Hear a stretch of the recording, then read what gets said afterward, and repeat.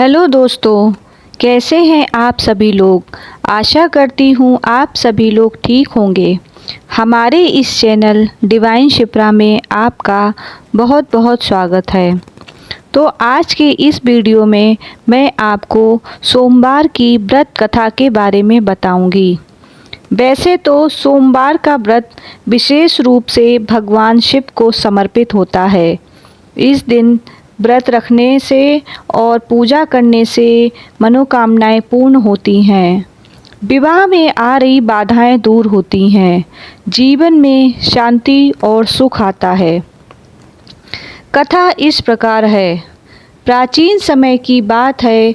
एक सुंदर नगर में एक धनी साहूकार रहता था। उसके पास धन, दौलत, ऐश्वर्य, सुख सुविधाओं की कोई कमी नहीं थी। उसके जीवन में एक बहुत बड़ी कमी थी कि उसकी कोई संतान नहीं थी। इसी कारण वह और उसकी पत्नी हमेशा दुखी रहते थे। साहूकार और उसकी पत्नी भगवान शिव के बहुत बड़े भक्त थे। वे हर सोमवार को व्रत रखते, मंदिर जाते, जल चढ़ाते और पूरे विधि विधान से पूजा करते थे। उनकी सच्ची भक्ति थी, लेकिन कई वर्षों तक उन्हें संतान का सुख प्राप्त नहीं हुआ।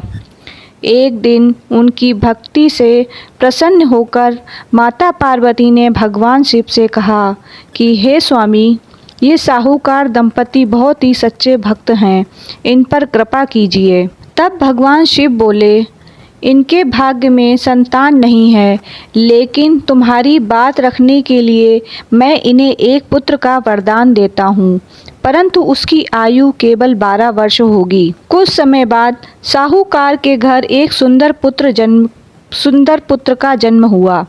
घर में खुशी की लहर दौड़ गई, लेकिन साहूकार को अपने पुत्र की अल्प आयु का रहस्य पता था, इसलिए वह हमेशा चिंतित रहता था। जब पुत्र 11 वर्ष का हुआ तो साहूकार ने उसे उसके मामा के साथ काशी भेज दिया, ताकि वह वहां शिक्षा प्राप्त कर सके और अपने जीवन का ज्ञान ले सके।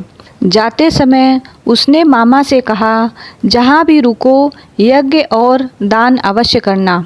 दोनों काशी की ओर निकल पड़े।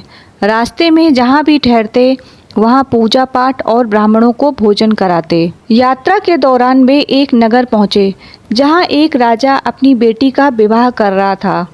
जिस राजकुमार से उसका विवाह होना था वह एक आंख से अंधा था। राजा को डर था, अगर राजकुमार की सच्चाई सामने आ गई तो विवाह टूट जाएगा। राजा ने साहूकार के पुत्र को देखा। वह सुंदर, योग्य और तेजस्वी था। उसने सोचा कि इसे ही दूल्हा बनाकर विवाह करा दिया जाए। राजा ने साहूकार के पुत्र को लालच देकर विवाह के लिए तैयार कर लिया। विवाह धूमधाम से संपन्न हुआ, लेकिन जाते समय साहूकार के पुत्र ने राजकुमारी की चुनरी पर सच्चाई लिख दी। तुम्हारा मुझसे विवाह हुआ है, लेकिन असली पति वो अंधा राजकुमार है।